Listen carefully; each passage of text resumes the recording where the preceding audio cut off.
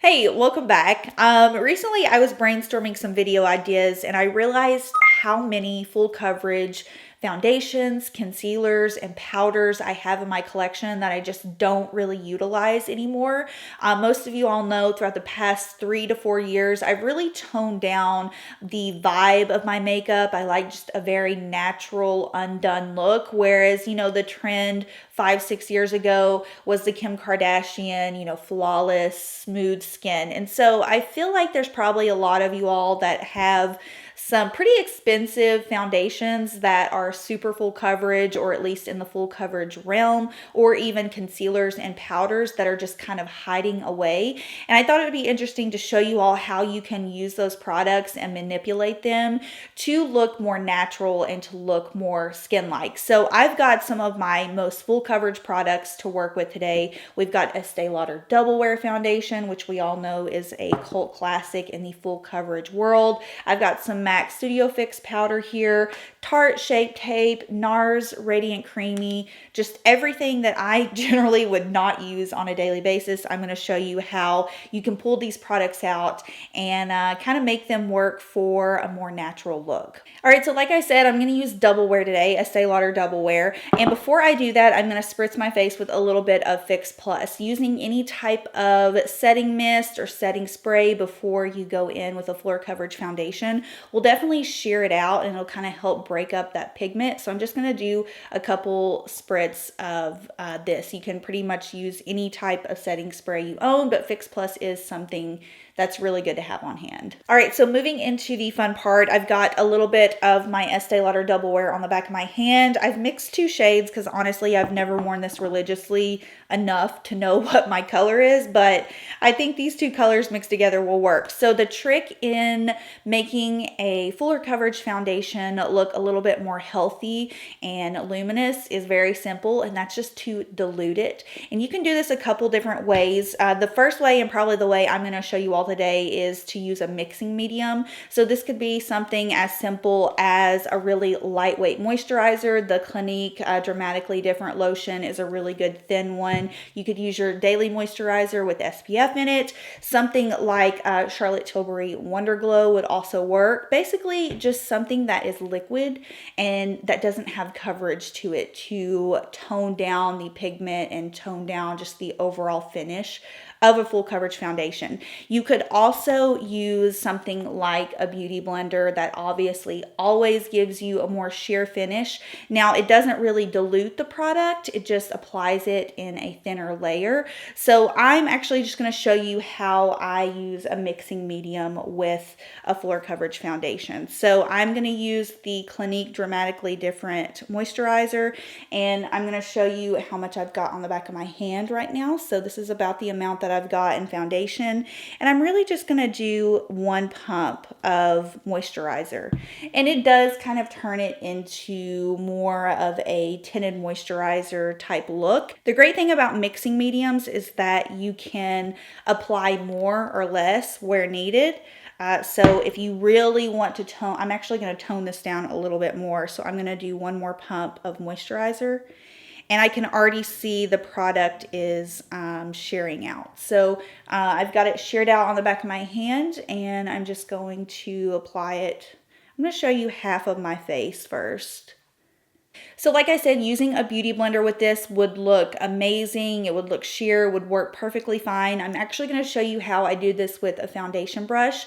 So I would definitely recommend using something that is very flexible and not dense. So let's go ahead and just forget about the flat top kabuki for a minute, and you're going to want to use something that is a little bit just less dense. And I'm actually just going to spritz my brush with a little bit of Fix Plus as well, and that's just going to tone it down and just make it buff into the skin even more seamlessly. So this is kind of how I would do it if this were the only foundation I had and I really just wanted a nice sheer natural finish. And I think this already looks 1,000 times better compared to when I used to apply this with my flat top kabuki with a mattifying primer underneath and with a heavy powder on top. This pretty much looks like you know, a foundation that I would buy now, like my Charlotte Tilbury Light Wonder. It's really also about working in layers. I feel like back, you know, 5, 6 years ago, we were really just heavily applying products and just building those up and just seeing how full coverage we could get with everything. So, you know, working in very small sheer layers like this is also a good way to, you know, kind of just see where you're at as far as coverage goes.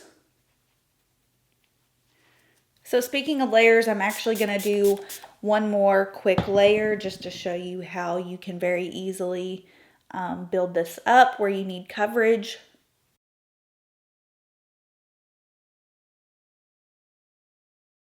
Okay, personally, I feel like double wear has never looked better on me. I love this type of finish. Gives me a bit of coverage, but is also radiant and skin-like. Now, I do want to say if you are more oilier combination and you feel like this is too glowy or emollient, feel free to use a mattifying primer underneath, or you can mix in a mattifying moisturizer with your foundation. So let's move into concealer. I'm going to use NARS Radiant Creamy Concealer. And the first thing I'm going to do, most of y'all know I've never been crazy about this concealer. So I notice a lot of people will apply this pretty heavily, you know, in like the triangular shape. And what I personally would do if this were my only concealer and I were just trying to make it look a little bit more healthy, I would actually put it on the back of my hand.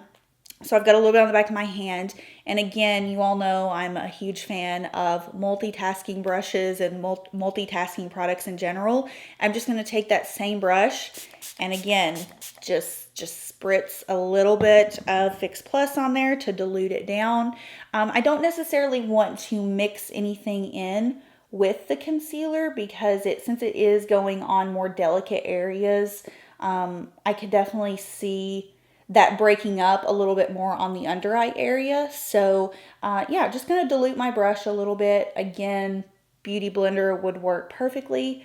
But really, I think the key is I'm not applying it directly to the skin. I'm just very lightly working off the back of my hand. And this is how I actually apply concealer on clients. And it looks soft, it looks seamless, and really natural.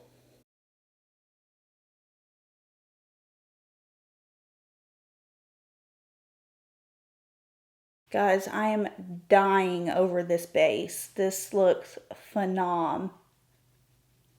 Oh, I am living for this base. Maybe I should start incorporating double wear in more often because this is a look.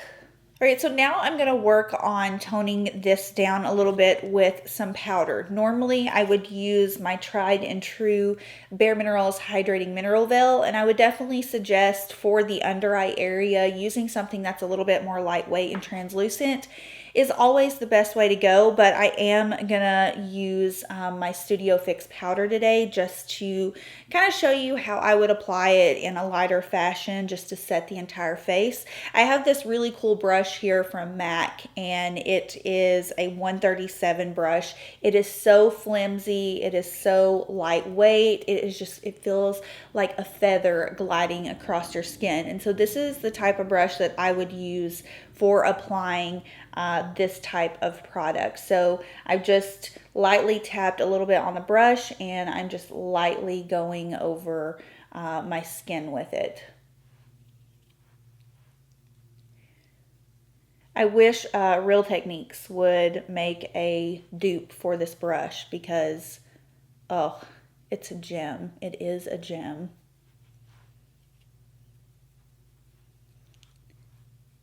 So back in the day, I would have taken my big powder brush and, you know, stomped it in the powder and just pressed all over my skin.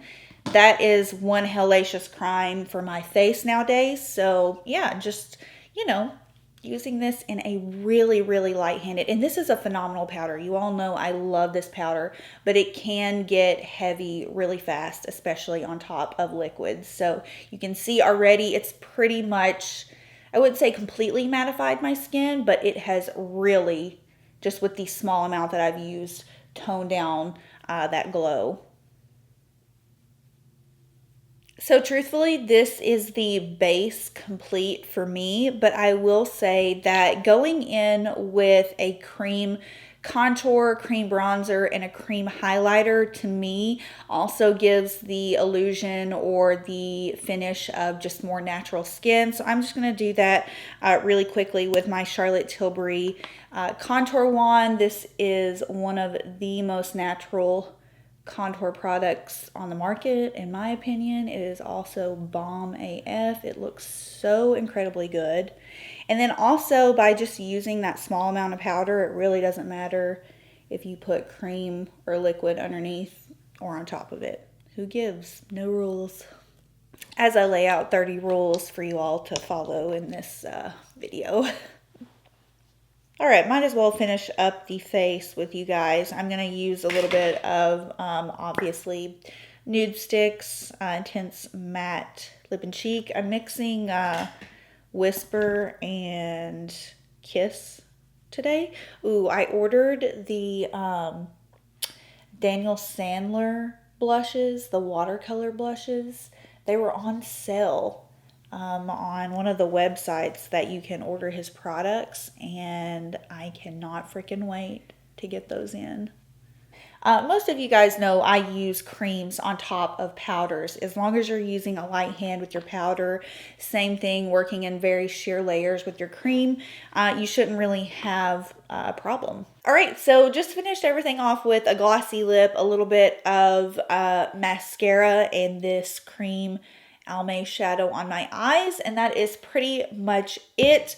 Love this base. Honestly, I might start diluting my Estee Lauder more often because this looks it looks really nice in person. And like I said, don't get me wrong, this has always been a cult favorite for a reason. It lasts a really long time on the skin and comes in a lot of really good colors. So you can apply these techniques to pretty much any of your foundations that you have that you want to share out or just wear in a little bit more of a natural fashion.